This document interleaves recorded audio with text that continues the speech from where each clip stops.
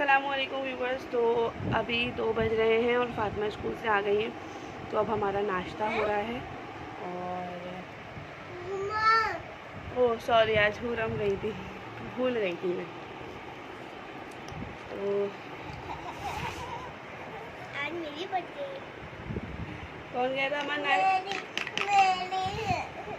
ये donut हुरम school लेके गई थी। ये अमान के लिए मैं रात में पेस्ट्री लेकर आई थी।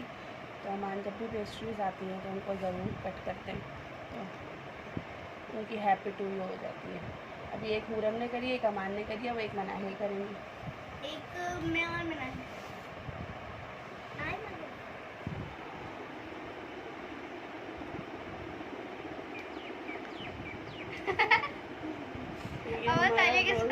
हैप्पी बर्थडे रोज़ाना हो रही होती है।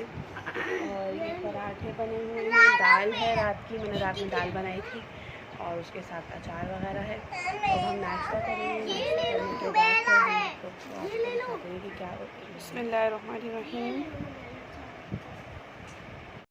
अमान कहाँ नहीं जाओगे? क्यों? तबीयत ख़राब है आपकी? तो ये मोबाइल वहाँ रख दीजिए और मैं आपको वॉशरूम में बंद करके जाऊँगी, सही है? मदर से, ठीक है अमान? अमान क्या कह रही हूँ? अब हम मदर से जा रहे हैं, सब रेडी खड़े हुए हैं यहाँ पे। टीचर आदमी जो जाने के लिए तैयार नहीं थे, उनको टॉफ़ी का बहाना दिया, तो ये भी तैयार हो गए हैं।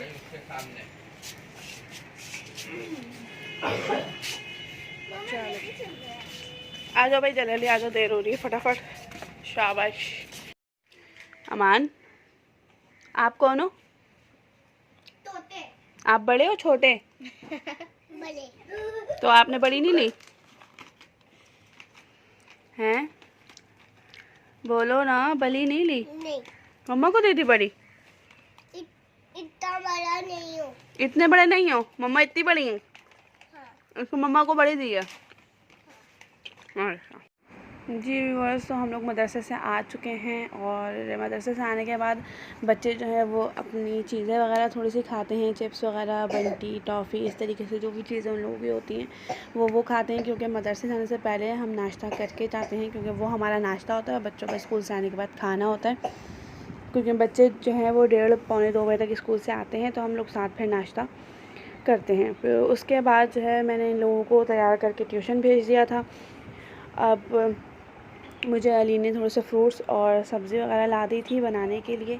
तो रेगुलर बेसिस में जो है ना वो अली ऐसा करते हैं कि 2-2 3-3 चीज़ें ला के रख देते हैं कभी, और कभी ऐसा होता है कि वो रेगुलर लेकर आ रहे होते हैं। तो ये मैं फ़्रूट वॉश कर रही थी। बेर जो है वो मुझे बहुत ज़्यादा पसंद है, तो इसलिए मैं कब से उनसे कह रही थी बेर ला दें, लेकिन वो कह रहे थे अभी अच्छे नहीं आए, अच्छे आएंगे तो मैं ख़ुद ही ला दूँगा तुम्हें। और अभी जो है ना वो शुरू का फल वैसे भी जो आता है, सीज़न का फल जब शुरू में आता है तो वो इतना अच्छा नहीं होता, जब बीच में आ जाता है तो बिल्कुल ठीक हो जाता है, अच्छा मज़ेदार फल हो जाता है। और फिर उसके बाद जाता हुआ फल भी कहते हैं नहीं खाना चाहिए, ख़राब होता है ये वो। तो खैर अब जो जैसा कहता है वैसा मानना पड़ता है। और लाजमी अली साहब जो हैं वो इन सारी चीज़ों को बहुत ज़्यादा करते हैं। तो वो लेकर आए थे। हुरम ने कहा था पापा मैं मौसम्बी खाऊंगी, तो उनके लिए मौसम्बियाँ आई थी। अमान और मनाहिल के लिए स्ट्रॉबेरीज़ आए थे, और मैंने अपने लिए पेड़ मंगवाए थे। फातिमा फलों में इतना ज़्यादा नहीं गिरती हैं, ना उनको इतना ज़्यादा फल पसंद है। हाँ खा लेती है, ऐसा नहीं है कि नहीं खाती, लेकिन बहुत शौक़ से जो वो कहती है ना कि ये तो वो सिर्फ आम ही होता है, उसके अलावा और ऐसे कोई फल नहीं होता जो वो बहुत शौक़ से खाए। बाकी सारी चीज़ें वो उनको आप फ़ास्ट फूड खिला दें वो बहुत शौक़ से खाती हैं, बहुत मज़े ले के खाती हैं उनको। तो खैर यहाँ पे हमारे फ्रूट धुल गए हैं, अब मैं इनको रख दूँगी। और हमारी लाइट गई हुई थी, लाइट भी आ गई है। अब मैं अपने आलू जो हैं वो उनको छीलूँगी। आज मैं बना रही हूँ आलू बैंगन। तो ये आलू बैंगन की रेसिपी जो है वो मुझे लगता है सबके यहाँ इसी तरीके से सेम ही बनते होंगे।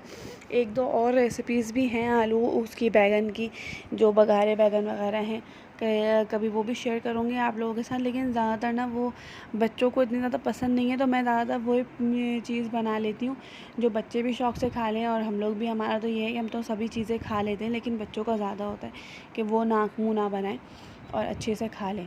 तो फ़ातिमा को बहुत ज़्यादा पसंद है आलू बैंगन, तो मैंने कहा, और हुरम भी मनाहिल भी खा लेती हैं, क्योंकि इनके साथ मैं भगरे हुए चावल बनाती हूँ, तो वो ज़्यादातर ऐसा होता है कि हुरम मनाहिल ने जो है ना वो चावल और उसके साथ आलू के साथ वो खा लिए, बाकी बैंगन ने हटा दिए, तो हम लोग खा लेते हैं वो।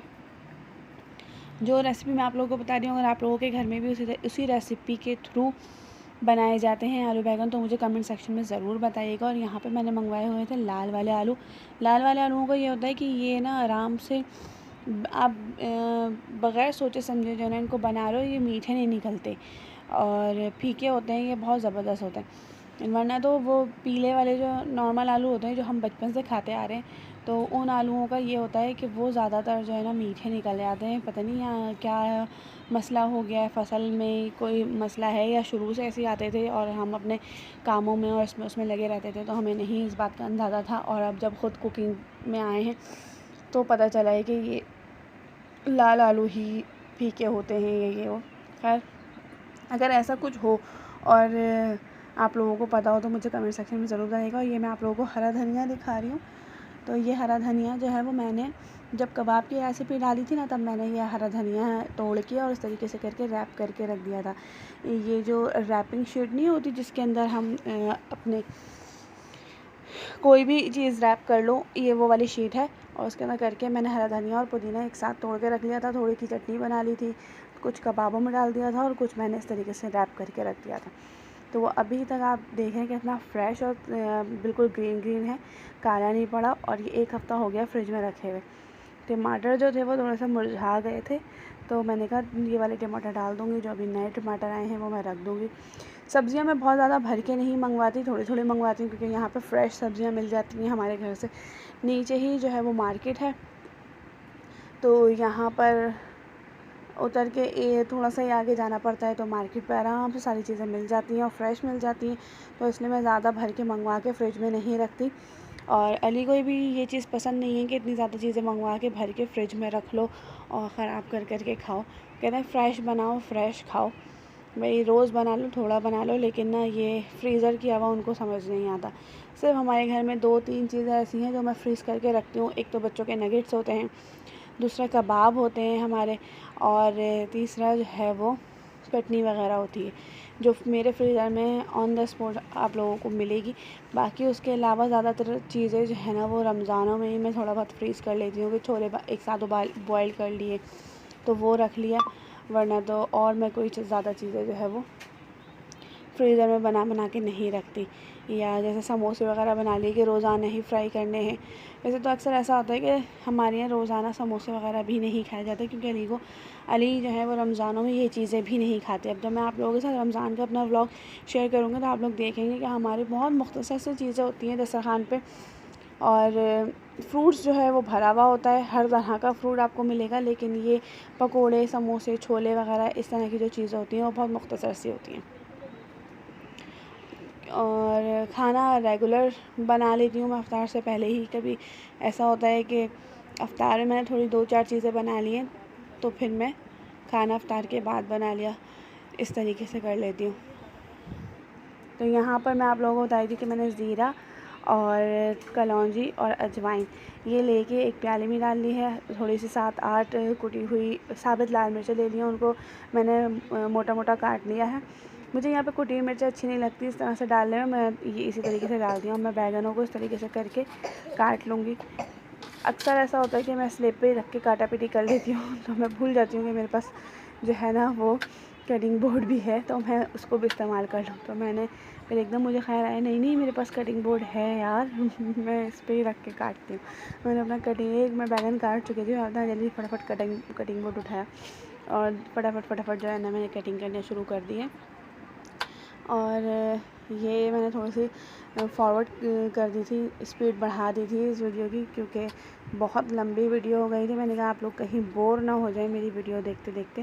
तो ये देखिए, इतनी बैगन के अंदर अगर इतनी डंडियाँ हटा दो ना बैगन की, तो बहुत खाने में भी अच्छे लगते हैं। पकने के बाद भी वो लंबे लंबे झाकड़ फूसी जो आते हैं ना, झाड़ फन्नूस की तरह इतनी लंबी लंबी डंडियाँ और वो सारी चीज़ें, वो सब साइड में ही निकाल के, ये चीज़ जो है ना, ये नहीं वो होती इतनी क्या कहते हैं ना, सारा मसाला वगैरह खा लिया जाता है इस तरीके से बैगन का।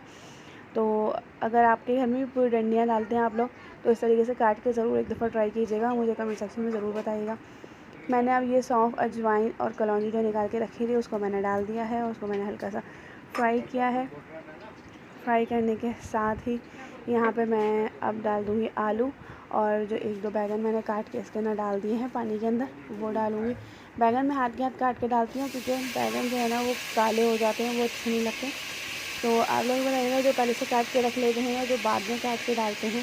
तो कमेंट सेक्शन खुला हुआ है आप लोगों के लिए, कमेंट्स किया करें और बताया करें कि आप लोग अपने घर में किस तरीके से करते हैं। खैर, अब यहाँ पे मैं लहसुन अदरक का पेस्ट डाल रही हूँ, क्योंकि मेरे पास एक साथ मिला हुआ था, तो मैंने वो डाल दिया। वरना तो ज़्यादातर अदरक डाली जाती है, क्योंकि बाद ही होते हैं ना आलू भी और बैगन भी, तो उसके अंदर अदरक डाल दो तो ज़्यादा अच्छा रहता है। अब मैंने यहाँ पे टमाटर, हरी मिर्च और कुटी हुई मिर्च डाल दी है, सारी चीज़ें एक साथ ऐड करी हैं इसके अंदर। पिसी हुई मिर्च मैं कम डालूँगी, 1 टेबलस्पून डालूँगी। और ऐसा नहीं है कि मेरे पास पिसी हुई मिर्च ख़त्म हो गई है रखी हुई। मैंने सिर्फ बर्नी जब खाली होने लगती है ना, तो मैं उसके अंदर जो है वो, जब वो खाली हो जाती है तो फिर मैं उसको वॉश करती हूँ अपनी बर्नियों को, फिर मैं उसके अंदर ऐड कर देती हूँ, ताकि इस तरीके से बर्नियाँ भी गंदी ना लगें। फिर अलग से निकालो, सारी चीज़ें धो, और हाथ के हाथ सफाई का भी होता रहता है। हल्दी डाल दी है इसके अंदर, और हल्दी डालने के बाद अब मैं इसकी करूँगी खूब अच्छे से भुनाई। जब तक ये पक रहा है, क्योंकि टमाटर अपना पानी छोड़ेगा, जब तक मैं बैगन काट काट के इसके अंदर डालती रहूँगी। ये सारे मैं बैगन इसमें डाल दूँगी, और बैगनों को बीच से काट के देख के ज़रूर डाला जाता है, क्योंकि इसके अंदर कीड़े भी आ जाते हैं। भी देखिएगा, 1-2 बैगन में मेरे भी कीड़े निकले। तो बैगन जो है ना वो कीड़े वाला होता है, तो इसलिए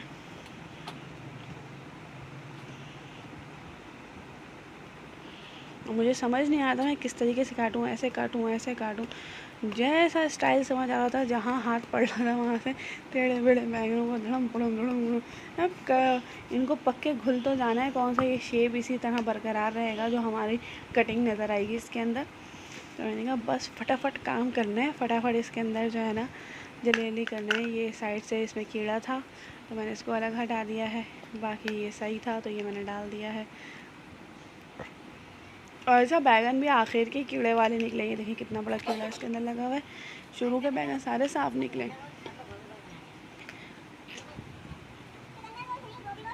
बैगनों को भी पता था कि आखिर में कीड़े वाले निकलो, ताकि जो है ना, ये देखिए ये यहाँ पे हल्का सा कीड़ा था, तो मैंने इसको इस तरीके से काट के डाला, और मैं इसको काटने लगी तो ये अंदर से पूरा कीड़े वाला था। ये देखिए पूरा अंदर तक सड़ा हुआ था, तो मैंने हटा दिया ये। अब इसकी करेंगे हम अच्छे से भुनाई। इतने में आ गए थे अली, और वो लेकर आ गए थे गोश्त। अमान और अली आ गए थे। तो मना है, हुरम की फरमाइशें तो चलती ही रहती हैं, जैसे कि मैं आप लोगों को पहले ही बता चुकी हूँ कि हुरम जो है वो फरमाइश का एक पोटला है, जो अपनी फरमाइश कर देती हैं और करने के बाद फिर भूल जाती है कि उन्होंने क्या फ़रमाइश करी थी।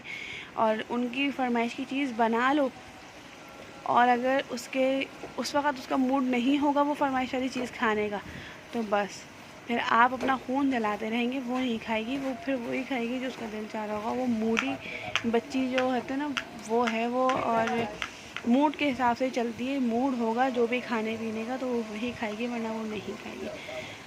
उसकी वजह से मैं बहुत ज़्यादा परेशान रहती हूँ। कभी कुछ कहती है, कभी कुछ कहती है, तो फिर मैंने ये करना छोड़ दिया कि मैं उसकी बात ही नहीं सुनती। वो कुछ भी बोले, मम्मा ये बना लेना, हाँ हाँ बना लूँगी, करती हूँ। और फिर मैं अपनी मर्ज़ी का जो भी मुझे बनाना होता है ना, मैं वो बना लेती हूँ, क्योंकि मुझे पता है जब इसे मेरी मर्ज़ी का, अपनी मर्ज़ी का बनवा के भी खाना नहीं है, तो फ़ायदा क्या, इतनी मेहनत करो। और जब बच्चे कहते हैं ना, तो और मेहनत इंसान करता है कि अच्छे से अच्छा करके बना के बच्चों को दे, ताकि वो अच्छे से खा लें, पेट भर लें। लेकिन जब बच्चा नहीं खाता ना, उस वक़्त तो बहुत ही गुस्सा आता है। अगर आपके घर में भी ऐसे बच्चे हैं और वो ये हरकतें करते हैं, तो कमेंट सेक्शन में बताइएगा कि ऐसे बच्चों का क्या इलाज है। खैर अब यहाँ पर हमारे आलू बैंगन जो है वो मैं 10 मिनट के लिए पानी डाल के इनको रख के चली गई थी कि जो ये गल गए आएंगे। और यहाँ पर जो है ना वो मैंने आलू बैंगन के अंदर आप लोगों ने नोट किया होगा कि नमक ऐड नहीं करा। तो मैंने नमक ऐड कर क्यों नहीं किया, उसकी क्या वजह है? उसकी वजह ये है कि अगर आलू का कोई भी सालन बनाएं और उसके अंदर आलू में अगर आप पहले नमक डाल दें तो आलू के ऊपर एक ना लेयर सी बन जाती है, जो कि आलू को ना ऐसा लगता है जैसे कच्चा है, आलू गला नहीं है, लेकिन उसको तोड़ो तो वो गल जाता है, लेकिन ज़्यादातर जो है ना वो कच्चा महसूस हो रहा होता है। और आलू बैंगन के अंदर बैंगन इतने हलवा हुए हुए होते हैं और आलू जो है अगर आपको ऐसा लगे कि कच्चा तो वो अजीब सा ही लगता है बिल्कुल।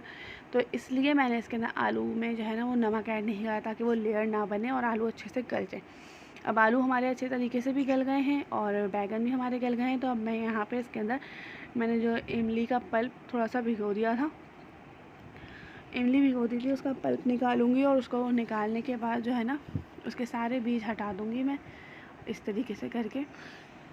और अब इसको जो है वो मैं नमक इसमें ऐड करूँगी जो हमें अपने सालन में डालना है।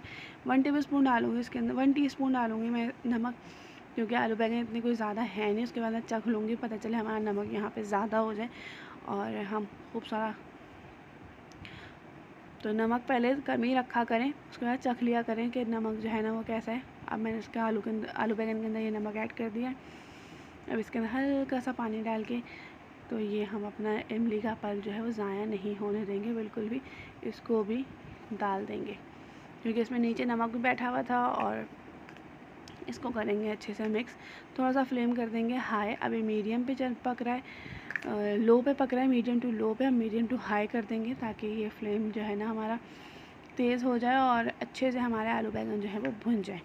तो बस जो पानी पानी जैसा दिख रहा है आप लोगों को वो सब ख़त्म हो जाएगा, आलू बैंगन अच्छे से भुन जाएंगे। तो हम इसके अंदर नमक चेक करेंगे अपना, और नमक चेक करने के बाद हम जो है वो इसकी थोड़ी सी और भुनाई करेंगे। तो यहाँ पर हमारे अच्छे मज़ेदार आलू बैंगन तैयार हैं।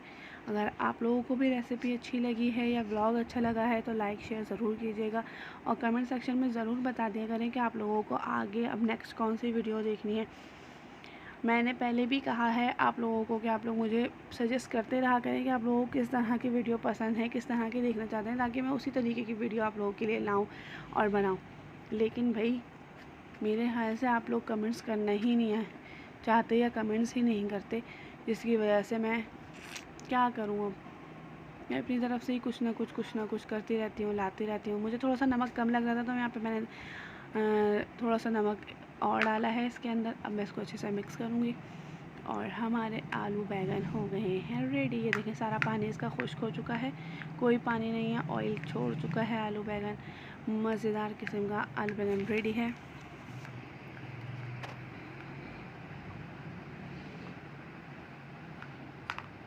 लाइक करें, शेयर करें और कमेंट्स करना मत भूलिएगा। Thank you for watching and अल्लाह हाफिज़।